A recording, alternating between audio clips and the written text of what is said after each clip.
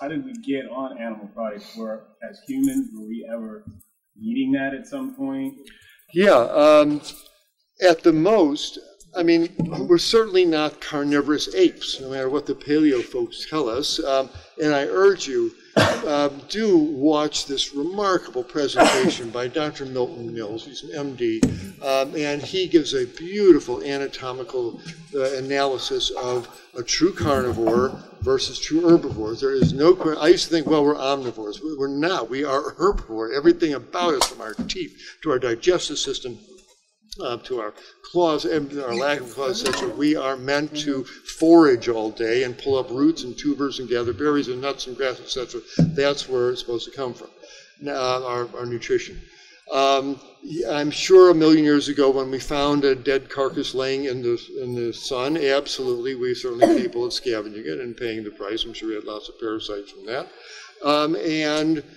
Did the occasional rat or lizard wind up in the pot or in the communal meal? Probably, but that I think was the extent of our meat eating at any time. It was, convenient calories for survival time. That is it.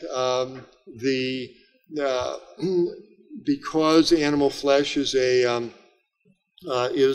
source of quick calories and protein, it certainly was convenient throughout history. But the whole paleo idea that every caveman had a mastodon in a freezer and spent all day eating mammoth meat, a caveman, it's a fantasy.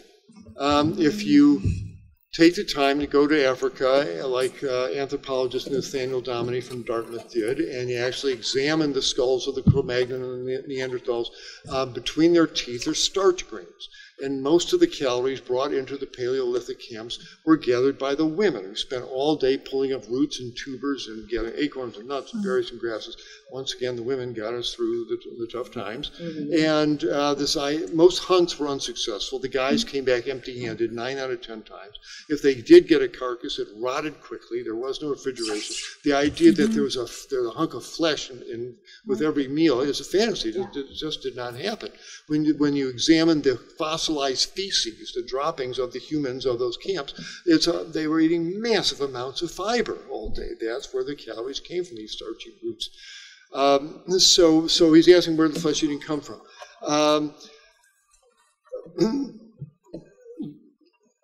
I'm not an anthropologist to speculate, about the ultimate roots of it, and certainly it's been, in human traditions. But it was a relative rarity, even all through history. And in America, in the 1700s, 1800s, 1900s, man, you had pot roast on Sunday and fish on Friday. That was it, man. The rest of the week, you ate out of your garden. You ate cabbage stews and potato soups. You didn't go killing your chickens every night for buffalo wings like we do here. You run out of chickens pretty quickly.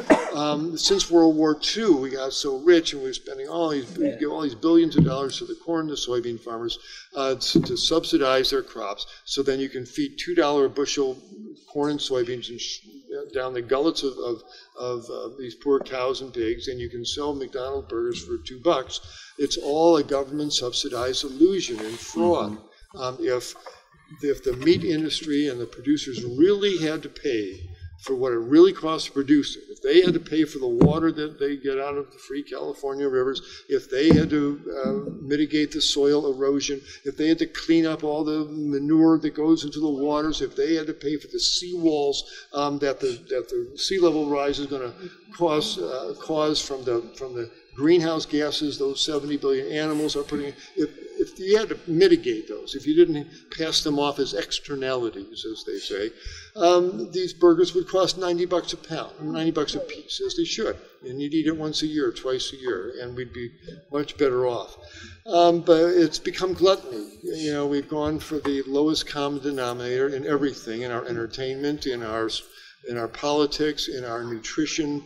We just pander to this. We like that salty, sugary, that salty, chewy texture is all we're really about. It doesn't care what animal it comes from. And that's what all these fast food industries are pandering to. It's time to free ourselves. No matter what it was, and it doesn't matter. We now know we don't need it. I urge you, anybody who has any questions, just do a quick search on 3 words, type in vegan bodybuilders and hit image. and see who fills up your screen. These magnificent men and women with these magnificent bodies on rice and beans and greens. You don't need to eat a bowl to be as strong as one, and to this whole mythos of meat, I don't care what it was. Now it's just a matter of just feeding that desire for the taste of flesh in your mouth is what they're pandering to. We gotta, we used to have black people growing our food and raising our kids. Oh my God, it's got to turn into the truth of that. Equal has equal. We used to grow animals and cut their throats and eat their flesh. Oh my God, the two should be viewed in the same horrific viewing. So where did it come from? Survival food in the past, what it's become, but it doesn't matter. What it's become is the issue. What we're going to do about it is the issue. It's got to exit stage left. Someone else had another question?